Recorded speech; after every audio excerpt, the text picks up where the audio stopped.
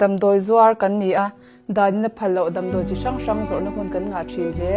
ma se zoram thlai te wangin kan zuar lawang taxi driver kan ni a rui hlo the dar thei tu kan ni ka sia ma se ka chung te ma hun ka ngai to wangin ka phur lawang na wanga jin vei wak mi kan ni a rui hlo tol thei na hun chu ka nga mai amai ro chu ka tu le fa te ma hun ka ngai to awangin tein hnap noi ngai lawang college kal lai kan ya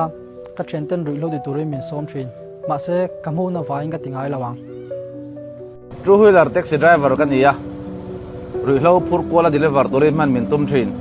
ma se ka thian tam tak te wangin min hmang ngai lawang ko san phoi tu ta ji nga po rui lo yan kong anei zel la chu wangin kan do zel tu lo ni